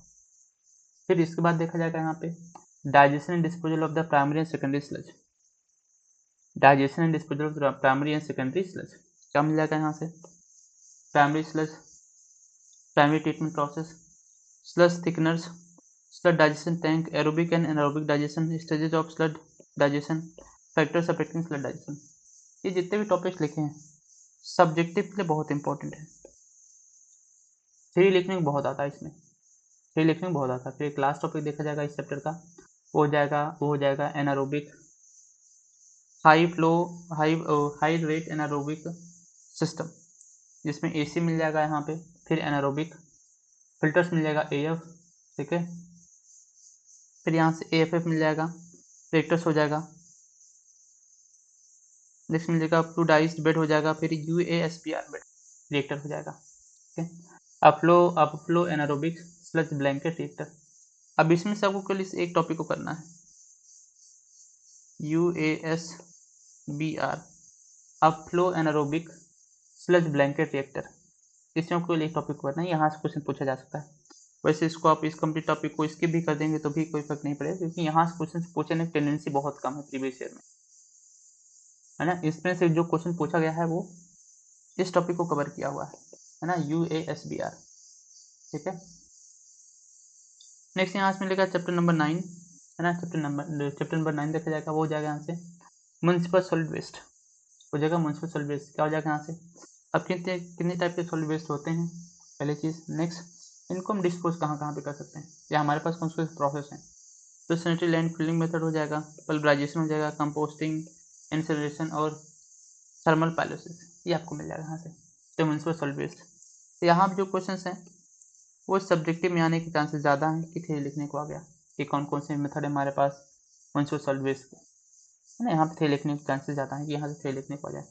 ऑब्जेक्टिव आने के चांसेस कम है, यहाँ से ऑब्जेक्टिव क्वेश्चन पूछे जाने के चांसेस कम है, बट ऐसा नहीं कि नहीं पूछा जा सकता है, बट जो टेंडेंसी है वो सब्जेक्टिव यहाँ से थ्योरी में लिखने को आने के चांसेस ज़्यादा है। नेक्स्ट, एयर पॉल्यूशन हो गया। एयर पॉल्यूशन में यहाँ से ऑब्जेक्टिव के चांसेस ज़्यादा बनते हैं, बट थ्योरी भी लिखने को आता है, थ्योरी भी लिखने को यहाँ पे आता है। थ्योरी जो आता है वो प्राइमरी सेकेंडरी पॉल्यूटेंट को लिखने को आता है। ठीक है, नेक्स्ट आता है यहाँ पे lapse rate and plume behaviour को लेकर के थ्योरी लिखने को आता है। And effective height of stack, इस पे शॉर्ट ऑब्जेक्टिव आते हैं, या आप बोलते हैं इस पे 4 मार्क्स या 5 मार्क्स के नंबर पे पूछा जा सकता है, ये आपके यहाँ से मिल जाएगा। फिर control device for the particulate matters and control device for the gases pollutant, यहाँ पे ऑब्जेक्टिव क्वेश्चन बन सकते हैं, कौन कौन डिवाइसेस हैं कि पर्टिकुलेट मैटर्स हो गया, इन सबको पता करने के। ये कंप्लीट सिलेबस मिल जाएगा आपको, है ना। ये कंप्लीट आपको सिलेबस मिल जाएगा किसका, यहाँ पे इन्वायरमेंटल इंजीनियरिंग का।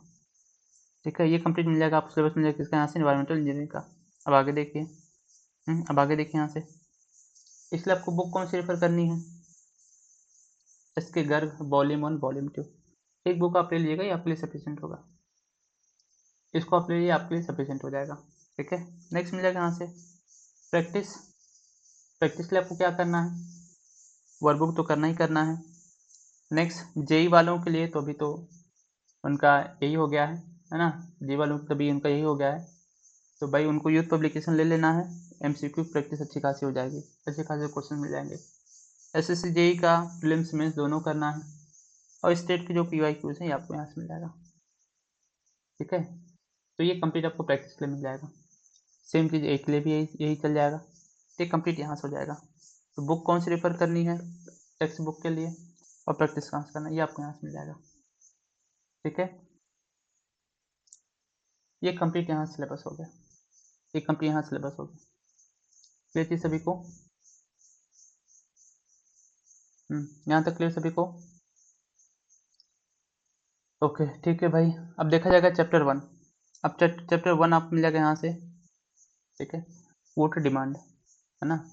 अच्छा, जब भी पढ़ा जाएगा ज़्यादा फोकस क्या होगा, कोड ही होगा, ज़्यादा फोकस हम किसको करते हैं, कोड को ही करेंगे, इस बात का सबको ख्याल रखिएगा। कोई इंटरनेट से स्क्रीनशॉट लेकर के अपने डाउट्स नहीं पूछेगा कि इंटरनेट पे ये क्यों लिखा है। सेम काम आपको करना है, जो भी डेटा हो कोड से आप उसको उठाइए और फिर आप यहाँ से पेस्ट कर सकते हैं, या आप बता सकते हैं भाई इस कोड में ये डेटा लिखा हुआ है, इसका मतलब क्या हो जाएगा। तो हम कोड की चीज़ों को डिस्कस कर सकते हैं, इंटरनेट की चीज़ों को थोड़ा सबको अवॉइड करिएगा। ठीक है ना, क्योंकि जो भी पढ़ा जाएगा आप वो कोड का ही सब कुछ माना जाएगा और उसी को ही वैलिड माना जाएगा। तो ज़्यादा फोकस आपको कोड को करना है, इंटरनेट को नहीं, है ना। क्योंकि बीच में भी कुछ लोगों ने स्क्रीनशॉट लेकर भेजा हुआ था इंटरनेट का, तो वो कोई फिजिबल पॉइंट नहीं होगा और ना ही उसको मैं डिस्कस करूँगा। तो बेटर है कि आप लोग कोड को देखेंगे, कोड की बार देखोगे तो आपको और मजा आएगा कि हाँ कोड में क्या क्या लिखा हुआ है ना, कोड में क्या क्या लिखा हुआ है। ठीक है, तो आपको और बेटर समझ में आएगा, आपको ज़्यादा समझ में आएगा। ठीक है, चलिए अब देखा जाता है यहाँ से, देखा जाता है यहाँ से। तो वोटर डिमांड के लिए कोड कौन सा यूज़ करते हैं, तो इतना चैप्टर ऐड कर दिया, तो कोई बात नहीं, हम लोग चैप्टर को कम कर सकते हैं, चैप्टर को कम भी तो कर सकते हैं। तो आप लोग इतना क्यों परेशान हो रहे हैं? हाँ, ऐसा कुछ हो तो हम लोग इस सब्जेक्ट को स्किप कर लेते हैं, सीधे नेक्स्ट सब्जेक्ट को पढ़ा जाता है, इसके बाद हाईवे स्टार्ट किया जाएगा। यही बनने जा रहे हो यार, और मेहनत करने से डर रहे हो, ऐसे कैसे काम चलेगा?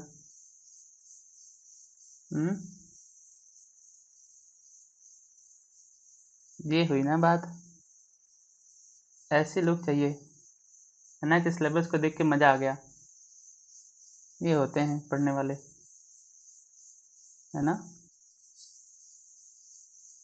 भाई ये बहुत ज़रूरी है कि आप पहले जो चीज़ आप करने जा रहे हैं पहले उस चीज़ को समझिए ना, है ना, ये बहुत ज़रूरी होता है। आप पहले से उसको बर्डन मान के चलेंगे तो थोड़ा आपके लिए मुश्किल हो जाएगा, है ना। आप उसको बर्डन मान के चलेंगे बहुत मुश्किल हो जाएगा कि यार इसको बड़ा मेहनत करना पड़ रहा है, बहुत ज़्यादा हो जा रहा है, कैसे क्या। ये मान चलिए नहीं करना ही है तब तो फिर बात ही खत्म, है ना, तब तो बात ही खत्म। तो ये बिल्कुल नहीं सोचना है कि इतना सारा कैसे हो गया। सब एक साथ ही पढ़ते हुए चलेंगे, है ना, सेम सीक्वेंस में पढ़ते हुए चला जाएगा, तो आपको बिल्कुल नहीं पता चलेगा कि अरे कितना सारा पढ़ लिया, नहीं, है ना। प्रॉब्लम तब होगी जब आप उस चीज़ को नहीं समझे रहेंगे, फिर आपके दिमाग में ज़बरदस्ती छूट जाता है कि नहीं हाँ इसको पढ़ो, तो वहाँ पे आदमी थोड़ा दिक्कत होता है कि पढ़ने में कि ये कैसे हो रहा है। और सब एक सीक्वेंस में करते हुए चला जाएगा तब तो कोई दिक्कत ही नहीं है ना। तो अभी तो पॉसिबल है सर, बट टाइम, कोई चिंता नहीं है। भाई आप मेन एग्ज़ाम जाने से पहले आप यहाँ पे 10 बार प्रैक्टिस कर लीजिए, तो टाइम में आपका क्या होगा, कुछ भी नहीं। हम्म मैं आपको तो सबको थोड़ा बताता हूँ, जब हम लोगों ने स्टार्ट किया था न्यूली एडेड सब्जेक्ट को, तो क्लास का टाइमिंग क्या था, रात को 11 बजे था और 9 to 11 था, है ना, क्योंकि अब सुबह में ही क्लास लेना होता था, शाम को भी लेना होता था, दोपहर में क्लास होती थी, तो पूरा टाइम ही क्लास में चला जाता था। और फिर रात को 9 से 11 लेना, थोड़ा उस वक्त थकान से हो जाती थी। बट अभी देखो 1 महीना हो गया क्लास करते हुए, है ना, अभी लगता है कि ये पूरा रूटीन है ना। तो स्टार्टिंग में जब चीज़ें थोड़ा होती है नहीं होती है तो आपको थोड़ा मुश्किल होता है, बट वो आप कंटिन्यूस करते जाते हैं फिर आपका वो रूटीन बन जाता है ना, तो आपका रूटीन बन जाता है। तो अगर आपको लग रहा है टाइम मैनेजमेंट का है तो ये चीज़ आप फिर आप बीच में क्यों उसको स्किप कर रहे हैं, आप उसको भी रूटीन में नहीं ला रहे हैं, है ना। और अभी आप चेक करेंगे लास्ट तो 2 अप्रैल से स्टार्ट हुआ था, है ना, हम लोगों ने स्टार्ट करा था सब्जेक्ट को, ठीक है। और हाँ 1 अप्रैल से स्टार्ट हुआ, 31 को तो ट्वेल्थ सिलेबस को डिस्कस करा हुआ था, है ना। तो 1 महीना हो गया, अभी एकदम वो लगता है कि शेड्यूल हो गया है, तो वो कंटिन्यूस चलता जाता है।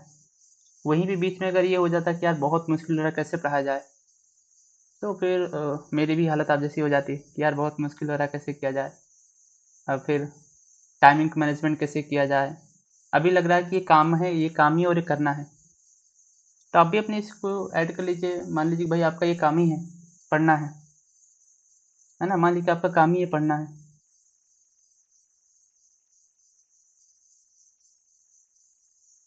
अभी जो है वो वही रहेगा, उसमें कोई चेंज नहीं होने वाला है। पेपर 1 पेपर 2 का जो है वो सेम रहेगा, उसमें कोई चेंज नहीं होने वाला है ना, वो वैसे ही रहेगा, उसमें कोई चेंज नहीं, है ना। पेपर 1 और पेपर 2 में, है ना, पेपर 1 पेपर 2 में वो सेम चलेगा, उसमें कोई चेंज नहीं है, अब वो वैसे ही चलेगा, है ना, वो वैसे ही चलेगा, ठीक है, तो उसमें कोई चेंज नहीं है, वो वैसे ही रहेगा। वो चेंज होना होता तो कुछ ना कुछ नोटिस अभी आता। वैसे देखिए आज शाम को, यार वो लोग बोल बोल के नोटिस अपलोड नहीं करते हैं, है ना, बाकी एग्ज़ाम तो भी नोटिस आना ही है। और ये मान चलिए कि जिस दिन आपकी नोटिस आएगी उस दिन से 50 to 60 डेज लेकर चलेगा फॉर प्रीलिम्स, है ना, फॉर द प्रीलिम्स। ऐसा नहीं होगा कि अचानक से पेपर करा देंगे वो, है ना, कुछ लोगों को लग रहा है। अच्छा कल आप में से किसी मैसेज किया था क्या कि एग्ज़ाम में नोटिस आने में डिले क्यों हो रहा है? एक बार नहीं 4 मैसेज थे वो, एक बार मैंने सीन करके छोड़ दिया तो फिर क्वेश्चन मार्क वाला मैसेज आया, फिर से क्वेश्चन मार्क वाला मैसेज आया, तो रिप्लाई नहीं कर, फिर से 2 बार क्वेश्चन मार्क वाला साइन मैसेज करके भेजा। आप में से कोई था क्या? भाई मुझे कैसे पता होगा एग्ज़ाम वो डिले क्यों हो रहा है नोटिस, ना, वो जबरदस्ती वाला था कि नहीं बताओ ही, तो मुझे कैसे पता होगा? ये सारा काम तो कमीशन का है ना कि डिले क्यों हो रहा है ना? वो 4 बार मैसेज किया हो, मतलब किया उसने क्वेश्चन मार्क करके कि क्यों हो रहा है। ये मुझे कैसे पता होगा? ये तो कमीशन को पता होगा ना।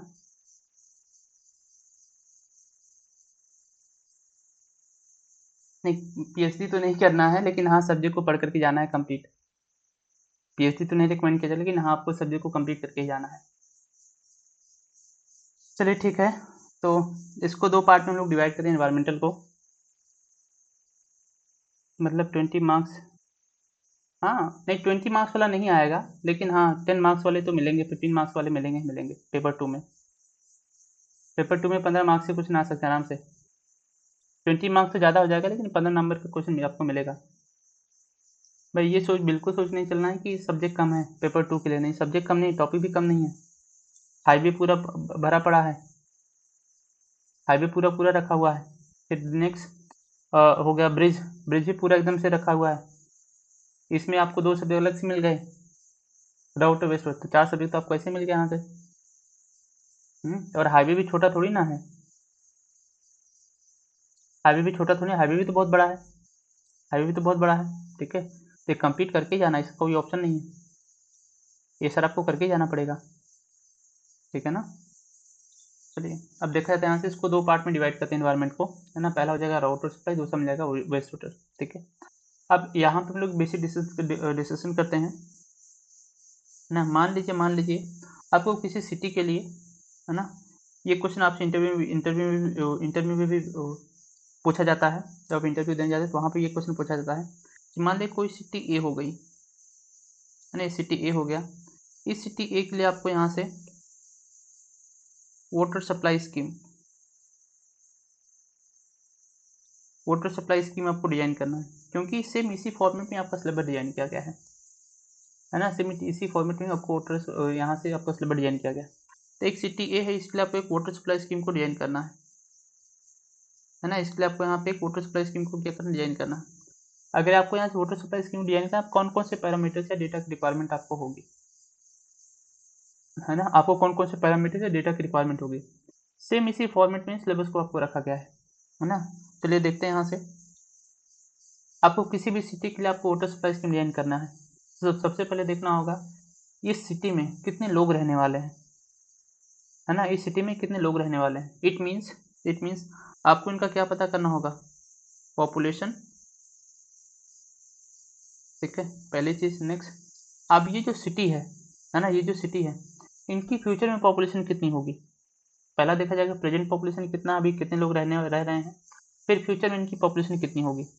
तो यहाँ से जब फ्यूचर पॉपुलेशन पता करें, उसको क्या बोल देते हैं, फोरकास्टिंग। तो आपको क्या करना होगा यहाँ से, पॉपुलेशन फोरकास्टिंग। तो सिटी के लिए आपको क्या पता है कितने लोग रहने वाले हैं। नेक्स्ट, अब ये जो सिटी है, आपको समझना होगा टाइप ऑफ सिटी क्या है, क्या इंडस्ट्रियल सिटी है या फिर बोल सकते हैं रेजिडेंशियल सिटी है। इसको थोड़ा ब्रीफ में समझा जाता है। जो यहाँ पे लोग रहने वाले हैं, जो यहाँ सिटी ए में लोग रहने वाले हैं, इनकी कौन कौन सी डिमांड हो सकती है, इनकी कौन कौन सी वाटर डिमांड हो सकती है। ठीक है, क्या जहाँ पे हम सिटी ए को प्लान करें, जो सिटी ए के लिए वाटर सप्लाई स्कीम प्लान करें, क्या यहाँ पे रेजिडेंशियल लोग रहेंगे, यस, इनकी डोमेस्टिक वाटर डिमांड हो जाएगी। अगर इस सिटी के बगल में कोई इंडस्ट्री रह रही है तो क्या हो जाएगा, यहाँ से इंडस्ट्रियल वाटर डिमांड मिल जाएगा। अब इतने लोग रह रहे हैं तो इनको घूमना टहलना भी होगा, है ना, घूमना टहलना भी होगा। इनके फैमिली भी होगी तो उनको स्कूल भी भेजना होगा, किसी की तबीयत भी खराब होगी तो उनको हॉस्पिटल भेजना होगा। तो ये नेक्स्ट आपको क्या मिल जाता है, यहाँ से आपको मिल यहाँ से इंस्टीट्यूशनल वाटर डिमांड मिल जाएगा। ठीक है, ये हो जाएगा। अब ये आपको यहाँ से मिल जाएगा। नेक्स्ट, अब इतने लोग रह रहे हैं, तब घर में कुछ आप बोल सकते हैं कि ओल्ड पीपल भी होंगे, है ना, बुजुर्ग लोग भी होंगे, तो उनको घूमना टहलना भी है ना। जो जो भी आप देखते हो आसपास में जो सोसाइटी होती है, जो सोसाइटी है, ठीक है, आप उसमें देखते होंगे सोसाइटी के आसपास में, है ना, सोसाइटी के आसपास में क्या होता है, ठीक है, जो लोग होते हैं शाम के टाइम में, ये आपने बहुत देखा होगा, शाम के टाइम ये आपने बहुत देखा होगा कि भाई आपका जो शहर है ईटानगर, ईटानगर में एक पार्क है, कोई बताएगा पार्क का क्या नाम है। ईटानगर में एक पार्क है, उस पार्क का क्या नाम है, कोई बताएगा?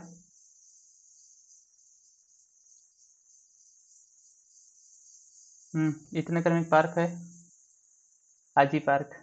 यस। शाम के टाइम लोग वहाँ घूमने जाते हैं। तो शाम के टाइम वहाँ पे लोग घूमने जाते हैं, नहीं जाते?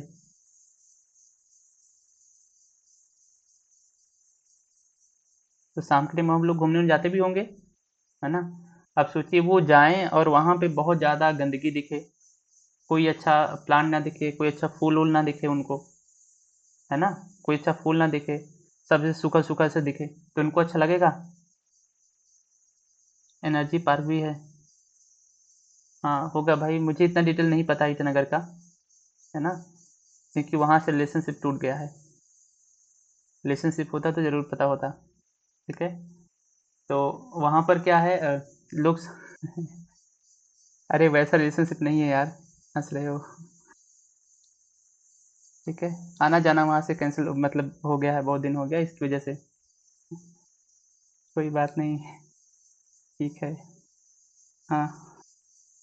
तो क्या देख रहे थे हम लोग यहाँ पे, ठीक है। तो पार्क के आसपास में क्या होता है, लोग घूमने भी जाते हैं, अगर वहाँ पर अच्छा गार्डनिंग ना हो, अच्छा सीनरी ना हो। ठीक है।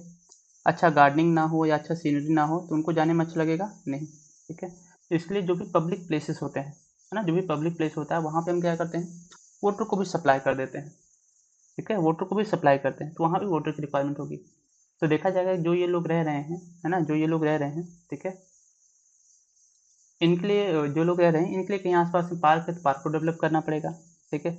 रोड को यूज़ कर रहे होंगे तो रोड के ऊपर डस्ट जमा हो जाता है ना?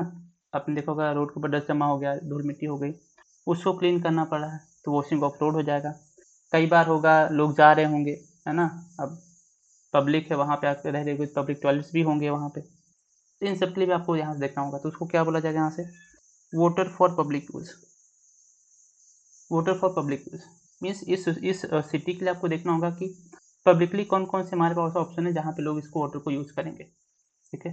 तो वॉशिंग ऑफ रोड हो गया, वॉशिंग ऑफ रोड का मेन पर्पज हो जाता है कि धूल रोड के ऊपर धूल जमी उसको उसको साफ करना नहीं है, क्योंकि फ्रिक्शन को कम करना स्टार्ट कर देता है जो डस्ट है, तो एक्सीडेंट होने के चांसेस बढ़ जाते हैं, इसलिए हम क्या होता है उसकी वॉशिंग कराते हैं।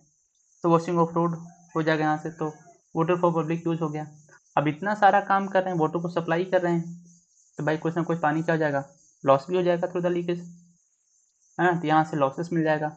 अब इतना सब कुछ है तो कुछ लोग, अब सारे लोग अच्छे तो नहीं होंगे, वाटर सप्लाई हुई सारे लोग तो अच्छे नहीं होंगे, तो कुछ पानी तो क्या करें यहाँ से बह जा रहा है, ये आप लोग देखते भी होंगे, है ना, आप लोग देखते भी होंगे कि यहाँ पे कई आपके ये आपके स्टेट का बहुत बुरा हाल है, specially for the water supply, है ना, जो पाइप्स हैं बहुत टूटी हुई हैं, जो पाइप्स हैं बहुत टूटी हुई हैं, तो आप देखिए शाम को जब पानी जा रहा होता है तो ऐसे लगता है कि बस पूरा पानी सारा यहीं से निकल जा रहा है, तो बहुत सारी पाइप्स टूटी हुई हैं, हाँ, जहाँ पे लीकेज हो गया है। अब इतना सारा वाटर लॉस ही हो रहा है ना, इतना सारा वाटर लॉस ही हो रहा है। मैं आपको कुछ इसकी लोकेशन बता सकता हूँ, है ना, जहाँ पे वाटर लॉसेस मिलता है। नाहरलगन का जो शिव मंदिर उसके जस्ट सामने, जो नया वाला विशाल है उसके जस्ट आगे आइए 10 से 15 मीटर राइट साइड पे एक बड़ा सा नाला है, वहाँ हम देखिए पूरा ज्वाइंट लगा और वहाँ से पानी निकलता रहता है। ठीक है। तो यहाँ पे क्या रहा, वाटर का लॉस हो रहा है, तो लॉसेस भी हो रहा है। अब कई बार ऐसा होगा, कई बार ऐसा होगा लॉसेस तो हो ही रहा है, कई बार ऐसा कुछ अच्छे लोग तो नहीं होते, कुछ बुरे लोग भी होते हैं, तो क्या करते हैं वो वाटर को ही चुरा ले जाते हैं, तो कुछ पानी कहाँ पे चला जाएगा यहाँ से, वाटर लॉसेस एंड थेफ्ट में चला गया। अब ये कंडीशन हो गई। तो आपको इस सिटी के लिए यहाँ से भी देखना होगा, जब वाटर सप्लाई स्कीम डिजाइन करेंगे तो कितना वाटर यहाँ से जाने में बह जाएगा सप्लाई करने में, कोई पानी को चोरी करा हो तो इसको भी कंसिडर करना होगा। फिर नेक्स्ट देखना होगा कि इनकेस कहीं फायर लग गया, इनकेस कहीं फायर लग गया, जैसे आज से 2 या 3 साल पहले की बात आई थिंक, ईटानगर नाहरलगन में ही यहाँ पे मार्केट थी जहाँ पे आग लग गई थी, याद है किसी को? एक मार्केट था जहाँ पे फायर लग गया था। अब जैसे मार्केट का मुझे नाम नहीं याद आ रहा है ना, फायर लग गया था। हाँ। और उसके बगल में ही फायर फायर स्टेशन है, जो पुलिस का जो फायर स्टेशन है ना, उसके बगल में ही है। और जब फायर लगी तो पता चला उनके यहाँ पानी नहीं है। हाँ, जब फायर लगी तो पता चला उनके यहाँ पानी नहीं है। ठीक है। हाँ, तो डिजाइन भी ऐसे लोगों ने ही किया कि फायर लग गई पानी नहीं है ना, तो नहीं ध्यान दिया होगा जब डिजाइनिंग हो रही होगी, है ना, क्योंकि आपका स्टेट है तो बहुत एक्सपर्ट लोग होते होंगे डिजाइनिंग में, है ना। जो पीएचई वाले हैं वो कुछ पानी का अमाउंट घर पे लेके चले जाते होंगे, क्योंकि हम एई हैं तो हमें ज़्यादा पानी चाहिए, है ना, तो ऐसा भी हो जाता है। ठीक है, तो आपको यहाँ से फायर डिमांड भी पता करना होगा कि भाई इनकेस अगर फायर हो गया, है ना, तो हम लोग कैसे पता करेंगे। तो इतनी सारी डिमांड हो जाती है ना, इतनी सारी डिमांड हो जाती है। तो आप किसी भी सिटी के लिए वाटर सप्लाई स्कीम डिजाइन करेंगे तो देखा जाएगा कितने लोग रह रहे हैं, फिर उनकी कौन कौन सी डिमांड है, कौन कौन सी डिमांड है। फिर ये सारा प्रोसेस करने में वाटर को लॉस हो रहा होगा, कुछ पानी क्या करेगा, चोरी हो जाएगा, है ना, कुछ पानी क्या हो जाएगा, चोरी हो जाएगा। ठीक है, कुछ पानी आपको बचा के रखना होगा इमरजेंसी कंडीशंस के लिए, तो ये सारा आपको मिल जाएगा यहाँ पे। तो पहला स्टेप क्या होगा, आप पता करें इनकी डिमांड कौन कौन सी, उनकी फिर पॉपुलेशन कितनी, पॉपुलेशन फोरकास्टिंग करेंगे आप। ठीक है, अब ये चीज़ हो गया। अब आपको दो पैरामीटर्स यहाँ से मिल गया, इसके लिए हम कोड कौन सा यूज़ करते हैं, IS 1172। तो इसके बेस से आप यहाँ पे डिमांड को पता करेंगे। ठीक है, अब इसके आगे चला जाएगा, इसके आगे चला जाएगा। तो आपने आज पता किया कि भाई हमें वाटर सप्लाई स्कीम डिजाइन करनी है, तो आपने बेसिक देख लिया, है ना, कि आपने कहा हम सिटी की पॉपुलेशन पता करेंगे, प्रेजेंट में कितना है, फिर फ्यूचर में कितना हो सकता है। ठीक है, फिर यहाँ जो लोग रहने वाले हैं, यहाँ जो लोग रहने वाले हैं इनकी डिमांड कौन कौन सी होगी, डिमांड को ही तो मीट कराना है। ठीक है, क्योंकि यही लोग पैसा दे रहे होंगे, है ना, वाटर मीटर में जो चार्ज लगा होगा, ठीक है, जो भी पैसा होगा, ठीक है, ये यहाँ से हो रहा होगा। फिर अब आपको मान लीजिए यहाँ से आपको एक डिमांड पता चल, मान लीजिए आपको यहाँ से एक मिल गया, फॉर एग्जाम्पल ले लिया यहाँ से 1000, है ना, मैंने यहाँ से लिख दिया किलो लीटर्स।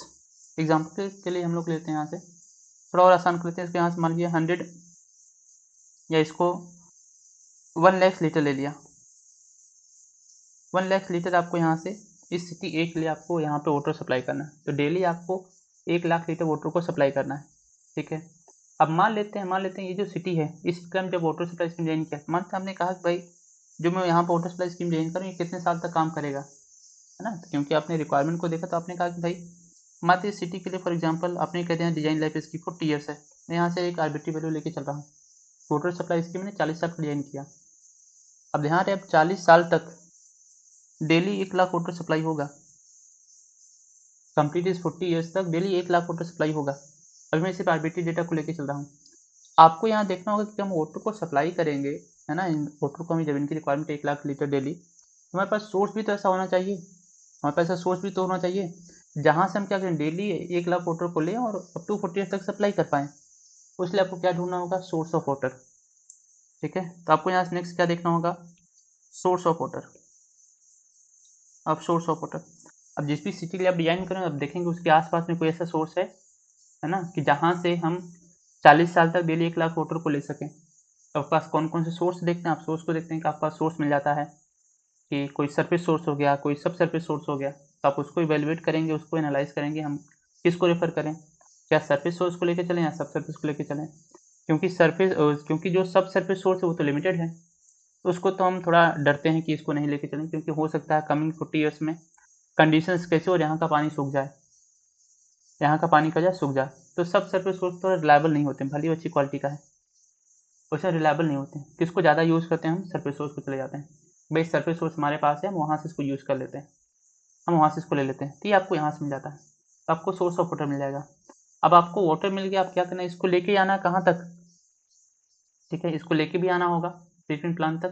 तो हमें यहाँ तक किसकी रिक्वायरमेंट होगी, पंप। तो हमें यहाँ देखना होगा पंप, हमारे पास कौन कौन से पंप हैं, पंप की कैपेसिटी कितनी होगी, जो पंप है कितने वाटर को एक जगह दूसरे दूसरे लेके जा सकता है, तो इसको आपको, ठीक है, तो आपको पंप के बारे में पढ़ना होगा। नेक्स्ट देखा जाएगा, अब सोर्स ऑफ वाटर हो गया, है ना, सोर्स ऑफ वाटर हो गया। अब ध्यान देना, जो आपने यहाँ सोर्स ऑफ वाटर को देखा, ठीक है, सोर्स ऑफ वाटर को पता किया, क्या इस सोर्स ऑफ वाटर में जो वाटर प्रेजेंट है, क्या इसको हम डायरेक्टली सिटी में सप्लाई कर सकते हैं या नहीं कर सकते, इसको भी देखना होगा। भाई मान लीजिए फॉर एग्जाम्पल लेके चलते हैं, फॉर एग्जाम्पल लेके चलते हैं, जो सोर्स में वाटर प्रेजेंट है ना, फॉर एग्जाम्पल लेके चलते हैं, सोर्स में जो वाटर प्रेजेंट है, मान लो उसका जो पीएच है वो यहाँ से फॉर एग्जाम्पल ले लिया मैंने 6.9, है ना, 6.9, और कोड कहता है जो सप्लाई करना है पीएच वाटर का, कोड कहता है जो वाटर सप्लाई करना है पीएच का, है ना, उसका वाटर सप्लाई करना पीएच का वो 7 होना चाहिए। ठीक है, और यहाँ से मैं एक रेंज दे दूँ आपको, है ना, रेंज दे दूँ आपको यहाँ पे 6.5 से, एक डेटा दे दिया मैंने, आर्बिट्री वैल्यू ले लिया यहाँ 6.5 से 7.5, एक आर्बिट्री डेटा दे दिया यहाँ से 6.5 से 7.5। तो आपने कहा भाई जो वाटर हमारे पास अवेलेबल तो उसका 6.9 है, तो ये परमिसिबल लिमिट्स के अंदर है। आपने कहा कि ये जो यहाँ से है 6.5 से 7.5 के बीच में होना चाहिए, यहाँ से कितना 6.9 है, ये तो इसके अंदर में है। ठीक है, इट मीन्स आपको यहाँ पे पीएच के लिए कोई ट्रीटमेंट नहीं करना है, क्योंकि ये तो परमिसिबल लिमिट्स के अंदर है। ठीक है, अब ये कैसे पता चलेगा आपको, ये कैसे पता चलेगा आपको कि इसका पीएच 6.9 है? इट मीन्स ये जो सोर्स में वाटर प्रेजेंट है आपके पास, आप इसकी क्वालिटी पता करेंगे, आप इसकी यहाँ से क्वालिटी पता करेंगे। तो इसके लिए क्या करना होगा आपको, यहाँ से क्वालिटी पैरामीटर्स को पढ़ना होगा। इसके लिए क्या करना होगा आपको, यहाँ पे क्वालिटी पैरामीटर्स को पढ़ना होगा। वे क्वालिटी पैरामीटर्स कौन कौन से हैं? अब कौन कौन सी क्वालिटी पैरामीटर्स हो सकते हैं वाटर के? 3 होंगे थे। तो ये जो सोर्स में वाटर प्रेजेंट आप इसकी क्या करते हैं, क्वालिटी पता करते हैं। आप इसकी क्वालिटी पता है, इसके 3 सोर्स मिल जाते हैं और 3 क्वालिटी मिल जाती है। पहला कौन सा मिल जाएगा यहाँ से, केमिकल वो फिजिकल वाटर क्वालिटी पैरामीटर, जिसको आप देख के बता सकते हैं, सस्पेंडेड सॉलिड टर्बिडिटी, इसका टेस्ट हो गया, ओडर हो गया, कलर हो गया, आपने हाथ डाला तो ज़्यादा गर्म फील हो रहा है तो क्या जाए यहाँ से, और ये इसका टेम्परेचर हो गया, सारे पैरामीटर्स को देखते हैं। अब आगे थोड़ा बढ़ा जाता है। अब ये तो यहाँ से देख लिया कि सोर्स में क्या वाटर प्रेजेंट, उसकी क्वालिटी पता कर लिया। ठीक है, अगर हम यहाँ पे क्वालिटी पता करें और परमिसिबल लिमिट्स को, कुछ पैरामीटर्स जो परमिसिबल लिमिट्स को एक्सीड कर रहे हैं तो इनको रिड्यूस करना होगा, और कहाँ पे लेके आएंगे, विद इन परमिसिबल लिमिट्स। तो उसको हम करेंगे क्या, इसको भेजते हैं ट्रीटमेंट प्लांट पे। इसको कहाँ पे भेजा जाता है, ट्रीटमेंट प्लांट पे। ठीक है, ट्रीटमेंट प्लांट में क्या करेंगे, जो भी डेटा परमिसिबल लिमिट्स को एक्सीड कर रहा होगा उसको विद इन परमिसिबल लिमिट्स लाते हैं, उनको विद इन परमिसिबल लिमिट्स लाते हैं। तो नेक्स्ट हमें क्या करना होगा, यहाँ पे सोर्स ऑफ के बाद हमें क्या करना होगा, यहाँ पे क्वालिटी को पढ़ लिया तो इसकी क्वालिटी करेक्टरिस्टिक्स को पता करना होगा। नेक्स्ट देखा जाएगा यहाँ से ट्रीटमेंट ऑफ वाटर। तो आप यहाँ से क्या करेंगे, ट्रीटमेंट करेंगे, क्या करेंगे, यहाँ से ट्रीटमेंट करेंगे। ठीक है, तो अपने वाटर को ट्रीट कर दिया, अब वाटर एकदम सब रेडी है किसके लिए, भेजने के लिए। लेकिन अभी आप सेंड नहीं करते हैं इस वाटर को, इसको क्या करते हैं, वाटर को स्टोर करके रखते हैं, कितनी देर, 24 आवर्स के लिए। नेक्स्ट आपको देखना होगा स्टोरेज, जिसको हम बोलते हैं सर्विस रिजर्वायर। तो हम इस वाटर को क्या करते हैं, स्टोर करके रखते हैं। क्या मिलेगा यहाँ पे, सर्विस रिजर्वायर, सर्विस रिजर्वायर आपको मिल जाएगा यहाँ से, कि भाई वाटर को स्टोर करके रखा जाए। ऐसा नहीं कि जो ट्रीटमेंट प्लांट है जैसे वाटर ट्रीट हो गया और आप इसको तुरंत सप्लाई कर देंगे, ऐसा नहीं होगा, हमें वाटर को स्टोर करके रखना होता है। अब बात आती है कि हमने वाटर को तो ट्रीट कर दिया, अब डायरेक्टली सप्लाई कर देते हैं, स्टोर करके क्यों रखा जाए, क्योंकि अगर स्टोर करेंगे तो अलग से आपको स्ट्रक्चर बनाना पड़ेगा, तो उसका कॉस्ट अलग से होगा। फिर उस वाटर में उस टैंक में आप बोल सकते हैं उस स्ट्रक्चर में वाटर को स्टोर करना, तो आपको पंप भी करना होगा, तो अलग से कॉस्ट जा रहा होगा, है ना, अलग से कॉस्ट जा रहा होगा। इतना सारा हम क्यों डायरेक्टली इसको सप्लाई कर देते हैं। ठीक है, तो यहाँ पे भी आपको कुछ लिमिटेशंस मिलती है। तो आपसे कहा, जब आपसे कहा जाए भाई, आपसे कहा भाई मान लेते हैं, है ना, मान लेते हैं, आप मान लेते हैं ट्रीटमेंट प्लांट में क्या सर्विसिंग का काम चल रहा है या फिर आप इसको मेंटेनेंस का काम चल रहा है। जब मेंटेनेंस का काम चल रहा होगा तो उस केस में या उस टाइम पर जो ट्रीटमेंट है वो तो बंद हो चुका होगा, अब कोई ट्रीटमेंट नहीं हो रहा है। अगर ट्रीटमेंट नहीं हो रहा है उस टाइम आपको वाटर सप्लाई करना है, तब आप कैसे करेंगे, क्योंकि अभी तो ट्रीटमेंट प्लांट का मेंटेनेंस चल रहा है, तो आप वाटर को सप्लाई नहीं कर पाएंगे। तो उस टाइम पे भी आपको वाटर सप्लाई मिले, इसलिए हम क्या करते हैं, यहाँ पे वाटर को स्टोर कर सकते हैं, हम वाटर को स्टोर कर सकते हैं। तो आपको यहाँ पढ़ना होगा सर्विस रिजर्वायर। ठीक है, अब वाटर को क्या करना है, भेजना किसको, कंज्यूमर को, भेजना किसको, कंज्यूमर को। ठीक है, कंज्यूमर को भेजना है, तो कंज्यूमर को भेजने के लिए क्या पाइप की रिक्वायरमेंट होगी, तो आपको देखना होगा भाई हम कैसे भेजें इसको, तो द ग्रेविटी वाटर को फ्लो किया जाए या फिर हम खुद पंप से पंपिंग कराएं, तो इसको देखना होगा।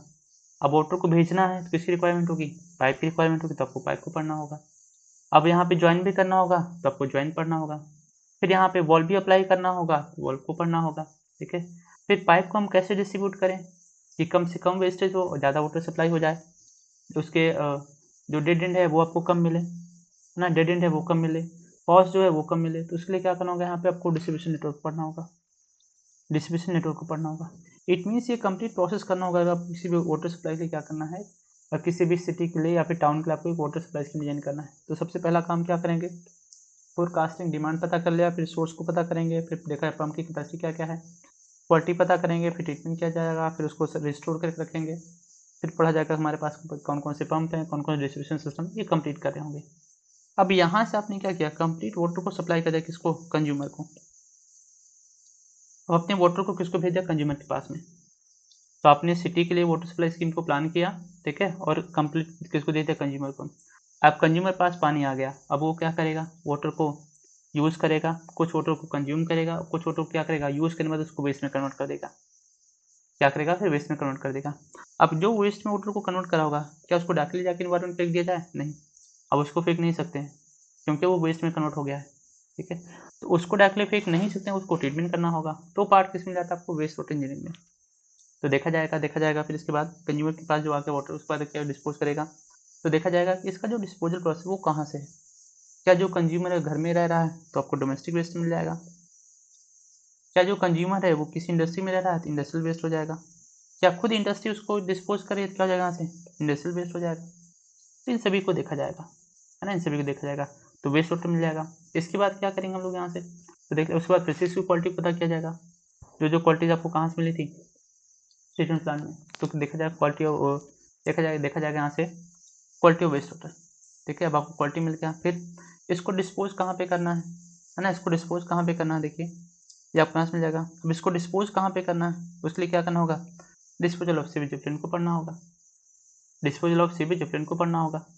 ठीक है, किसको डिस्पोज कहाँ पे कर सकते हैं उसको कंप्लीट देखना होगा। फिर डिजाइन ऑफ सीवर को देखना होगा, हम इसको लेकर के आएंगे तो पाइप की रिक्वायरमेंट होगी, सीवर डिजाइन करना होगा। फिर इसको ट्रीट करेंगे, ट्रीटमेंट करने पर इसको क्या क्या किया जाए, फाइनली इसको लेकर डिस्पोज करेंगे। अब दो टॉपिक को यहाँ पे और एडिट हो जाएंगे। कौन सा हो जाएगा यहाँ पे, सॉलिड वेस्ट मैनेजमेंट। फिर आपको मिलेगा यहाँ पे नेक्स्ट टॉपिक एयर पोल्यूशन, ये आपको यहाँ से मिल जाएगा, ये आपको यहाँ से मिल जाएगा। So this is the complete, है ना, ये कंप्लीट मिल जाएगा आपको यहाँ से। कौन सा, ये कंप्लीट आपको मिल जाएगा यहाँ से इसका सिलेबस। और यही सिलेबस ही क्या है जो अपने यहाँ से पढ़ा सिटी के लिए, जो अपने वाटर सप्लाई स्कीम को प्लान किया सिटी के लिए, ये आपके यहाँ से क्या सिलेबस है ना। तो आपसे कई बार पूछा था कि आपको सिटी के लिए वाटर सप्लाई स्कीम प्लान करना था, कैसे बनाएंगे। सेम चीज़ किसी सिटी के लिए जो वाटर डिस्पोज हो रहा है उसके लिए आपको ट्रीटमेंट प्लान बनाना है, वेस्ट वाटर ट्रीटमेंट प्लान बनाना है, तो आप कैसे बनाएंगे। ये सेम आपका सिलेबस ही है, सेम आपका ये सिलेबस ही है। ये चीज़ क्लियर सभी को, अभी क्लियर सभी को कि किसी सिटी के लिए आपको वाटर सप्लाई स्कीम प्लान करना है तो कैसे प्लान किया जाएगा। ठीक है, चलिए ठीक है। फिर आज की क्लास को हम लोग यहीं तक ऑफ किया जाएगा, है ना, आज की क्लास को यहीं तक किया जाएगा।